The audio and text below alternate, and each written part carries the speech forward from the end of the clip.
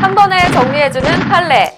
제대로 알려드립니다. 네, 한 번에 정리해주는 판례 KMATV 한정판에서는요, 저희 의료소송으로 고통받는 회원분들을 위해서 판례를 한 가지씩 소개해드리려고 합니다. 의협신문 이정환 기자님과 또 법무법인 반우의 정혜승 변호사님 함께 해주셨습니다. 안녕하세요. 네, 안녕하세요. 네, 반갑습니다. 오늘 주제는요, 입원실 공동사용 신고를 누락했다가 10억 원을 환수당한 사건이에요. 일단 이 기자님 먼저 명쾌한 사건 소개 부탁드릴게요. 모형을 보고 설명드리겠습니다. 네. 한 건물에 2명의 의사가 공동으로 개원을 하고 있었습니다. 아래층은 재활의학과 의원이, 위층에는 내과 의원이 각각 개원을 해서 환자들을 진료했는데요.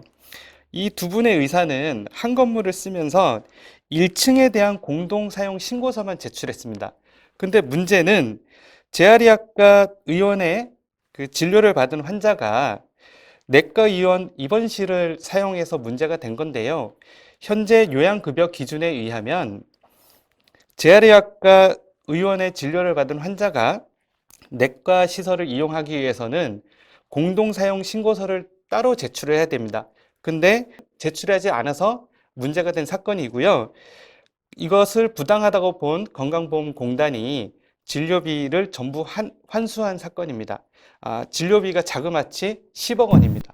1층은 일단 공동으로 사용하겠다고 했는데 네. 신고를 한 상태고 나머지 층은 신고를 안 했지만 재활의학과가 내과 입원실을 사용했다는 거죠. 네, 그렇습니다. 네, 그래서 이제 10억 원이라는 큰 금액이 나온 건데 좀 더 깊이 살펴보겠습니다. 정 변호사님 어떻게 좀 법적으로 보시나요? 본인한테 없는, 그 의료기관에 없는 시설이 있다면 뭐 근처 다른 의료기관의 장의 동의를 받아서 공동 사용을 할 수 있습니다.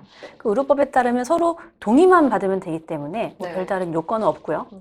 사용할 수 있고 뭐 이거를 위반했다고 해서 처벌하는 조항도 없습니다. 다만 건강보험 심사평가원에 이제 공동 사용 중이다라는 네. 것을 신고를 해야 요양급여를 지급할 때 기준이 되는 상황입니다. 그래서 공동 사용 신고를 하더라도 입원실에 법적인 기준이나 그런 것들을 지켜야 되기 때문에 네. 신고를 한 부분만 요양급여를 주기로 되어 있었다. 근데 신고가 안 돼 있으니까 이건 요양급여를 줄 수 없는 진료행위다라고 본 것이죠. 그동안 그러면 모르고 있었다가 이렇게 좀 적발이 된 건지 어떻게 된 건지도 알고 싶어요. 예, 아마도 이분들이 그 건물 전체에 대해서 공동 사용에 대한 임대차 계약을 체결을 하셨었고 네. 의료기관 개설 신고 때 이 계약서가 들어가기 때문에 아마 전체에 대한 공동 사용이 가능하다라고 인지하고 계셨던 것 같고 당연히 의료기관 장끼리는 동의가 있었을 것 아닙니까? 그렇기 때문에 인지를 못하고 계셨던 것이 아닌가라고 생각하고 있습니다. 네. 이 병원은 그 기준에 있는 신고를 깜빡하신 거죠. 그 재활의학과 선생님 입장에서는 신고서만, 그 기준에 따른 신고서만 제출하지 않았지 뭐 부당하게 이득을 본 거는 없을 것 같거든요. 또 환자에게 성의껏 진료를 했고 진료비를 청구했다라고 이제 생각했을 텐데 갑자기 10억 원을 환수 처분을 당하면 상당히 억울할 수 있을 것 같은데 거기에 대해서 좀 어떻게 생각하시는지.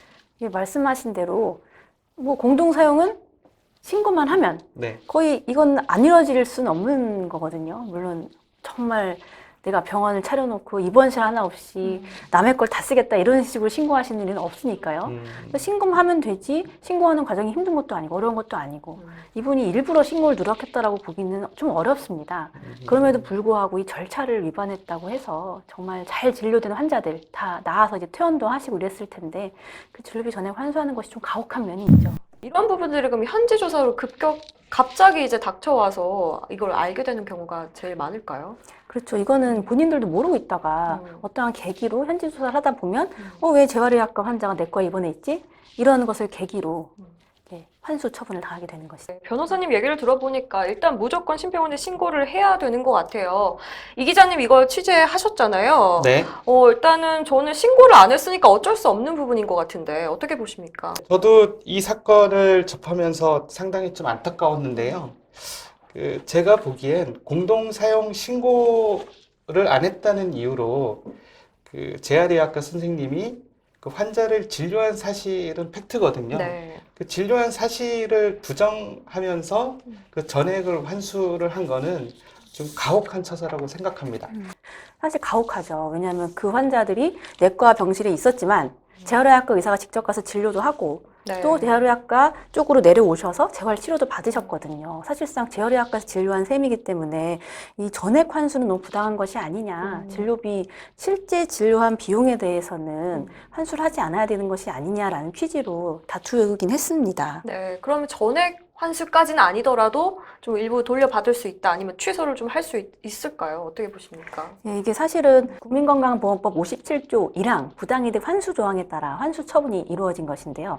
그 조항은 살펴보시면 뭐 부당한 이득이 있다 하더라도 반드시 전액을 환수하라고 규정하지는 않습니다. 전부 또는 일부에 대해 환수할 수 있다라고 규정하고 있기 때문에 이 사건에서는 실제 진료한 비용에 대해서는 환수하지 않아야 하는 것이 아니냐, 즉 일부만 환수해야 되는 것이 아니냐라는 취지의 주장도 했습니다. 네, 그럼 법원에서 이런 부분은 좀 받아들일 가능성이 있을까요? 사실 그간의 판례들을 쭉 종합해 보면 공단의 환수 처분이 그러니까 주로 전부 환수 이루어지거든요. 네. 근데 법원이 공단의 처분을 잘 뒤집지는 않습니다. 충분히 다툼의 그 소지가 있다고 봅니다. 어떤 부분을 말씀하시는 그러니까 거죠? 예를 들어서 그 요양급여 기준에 그 정한 대로 공동사용 신고서를 제출하지는 않았지만 이 재활의학과 선생님이 환자를 진료한 사실은 그 팩트이기 때문에 그 부분에 대해서 좀 다툼이 있다고 보여지고요. 올해 대법원에서 판결이 하나가 있었습니다. 의료법 33조 8항. 그 의료인이 어떠한 명목으로도 2개 이상의 의료기관을 운영하여서는 아니 된다라는 네. 조항이 위배해서 이게 두 번째, 세 번째 이제 이중개설, 다중개설한 의료기관에 대해서 그동안 공단은 의료법에 위반해서 개설된 의료기관이 청구한 요양급여는 전액 환수한다라는 입장이었는데요. 네. 법원에서는 이것은 의료법에 위반했을지 몰라도 두 번째, 세 번째 의료기관은 의사가 환자를 진료하고 그에 따른 대가를 받은 것이기 때문에 요양급여 환수는 부당하다라는 판결을 내렸고 대법원에서 확정이 됐습니다. 네. 이런 좀 추세를 보면 법원도 요양급여 비용이라는 것이 병원의 100% 이득이 아니잖아요. 이건 진료한 대가라는 것을 조금 인식하고 있다고 보고 있습니다. 네. 저희가 이제 취재 현장에서는 뭐 복수개설, 네. 이중개설이라는 표현들을 기자들끼리 많이 쓰고 있는데요. 그럼 이중개설은 의료법을 위반한 사항이지만 그 환자를 진료한 것은 명백한 사실이기 때문에 그 진료비를 환수하는 것은 이게 좀 맞지 않다. 이렇게 대법원이 판단했다고 보면 예, 좀 정확히. 쉽게 이해하는 건가요? 예, 정확히 그렇습니다. 네. 실제 그 의료법을 위반했다라는 형사사건에서는 유죄의 확정 판결이 있었고요. 네. 그러니까 위반을 했지만 요양급여는 환수할 수 없다라는 것이 지금 대법원의 입장입니다. 네. 앞으로 좀 항소할 때 이런 부분들이 좀 작용을 할 수 있을까요? 말씀하신 그 대법원 판례는 상당히 진일보한 판례라고 생각을 하고 있는데요. 의료법에 위반하여 개설된 그 두 번째, 세 번째 이중개설 의료기관에서 그동안은 그 의료기관의 태생이 이제 잘못되었다는 취지로 전액을 환수해 왔다면 네. 법원도 이상하게 느끼신 거죠. 그 아무리 의료법에 위배돼서 개설되었지만 의사가 환자를 직접 진료하고 그에 따른 비용을 받은 것인데 환수하는 것은 이상하다라는 취지로 이제 항소심에서 얘기졌고 결국 대법원이 확정 네. 판결이 났기 때문에 이런 판결의 취지에 비추어 보면 실제 진료한 대가에 대한 좀 법원의 다른 해석을 기대해 볼 수는 있겠습니다. 네. 이렇게 급여비 환수 취소와는 별개로 말씀하신 것처럼 환자의 진료한 거에 대한 대가는 받을 수 있다는 이런 사례가 좀 많았습니까? 사실은 지금까지는 네. 많지가 없었나요? 않았습니다. 예, 방금 말씀 대법원 판례도 그 조금 새로운 시각에서 내리신 판결이었죠. 각종 기준을 지키지 않았다는 이유로 실제 이루어진 진료비를 환수한 사례들은 다수 있었습니다. 그 중에 조금 충격적인 사례는 MRI를 여러 대 운영하시는 병원이었는데요. 네. MRI의 경우 새로 도입하면 그 1년 차, 2년 차에는 영상이 잘 찍히는지 의료기기 회사로부터 자료를 받아서 보건소에 제출만 하면 됩니다. 와서 확인하는 절차는 없어요. 그런데 3년 차가 되면 보건소에서 와서 그제서 이제 확인을 합니다. 네. 근데 그 병원이 딱 한 대를 그 1년 차, 2년 차에 보건소에 보내는 과정을 누락하신 겁니다. 그래서 3년 차에 이제 보건소에서 방문을 했죠.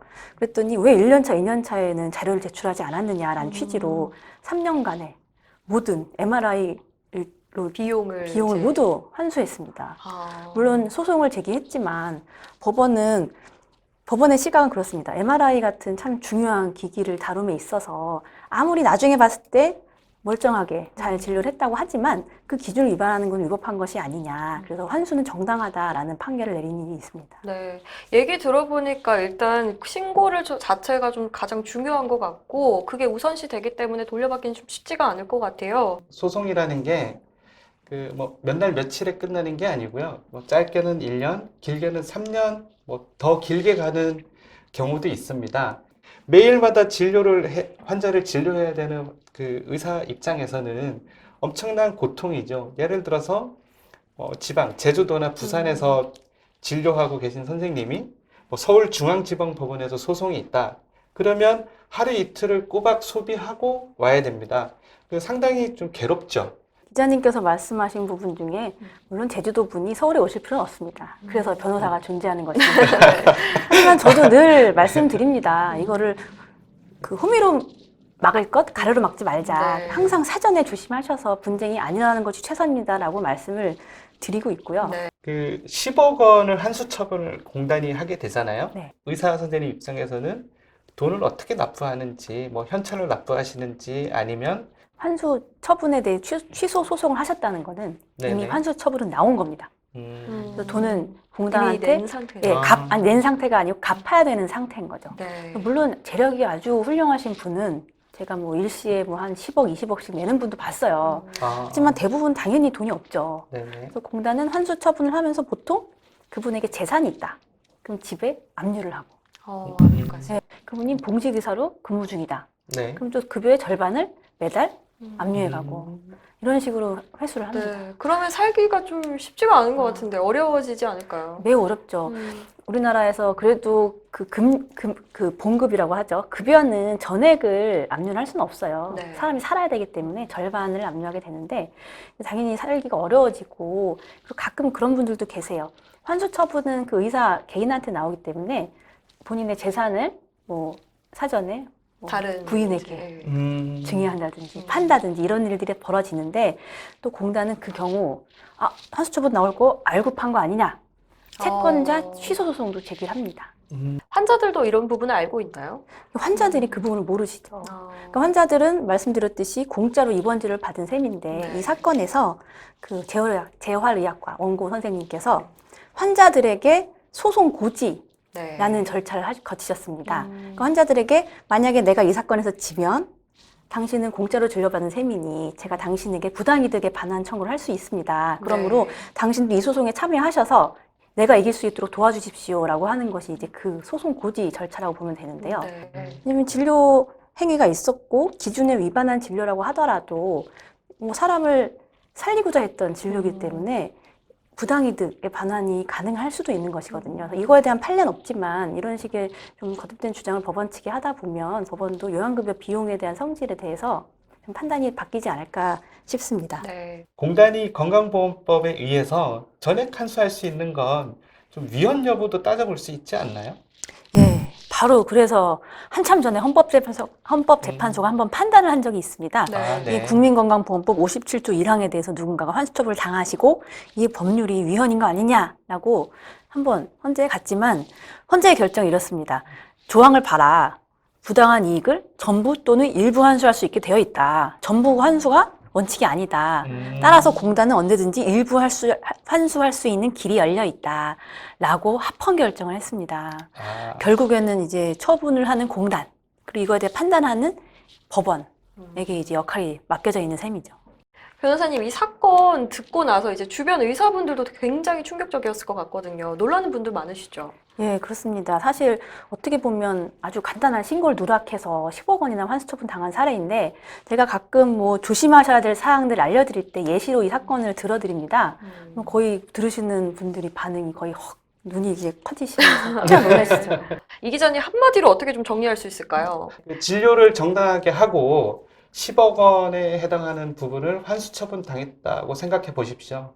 얼마나 억울한 일이겠습니까? 네. 지금부터라도 각종 그 법이나 기준을 잘 살펴보고 이런 사건이 없도록 하는 게 중요하겠습니다. 네. 일단 신고를 잘해서 일단 피해야 된다라고 말씀하셨는데요. 의사 회원분들은 좀 주의가 필요할 것 같습니다. 의사들이 소송에서 자유로운 그날까지 다음에는 더 알찬 내용으로 찾아뵙겠습니다. 오늘 시청해주셔서 고맙습니다.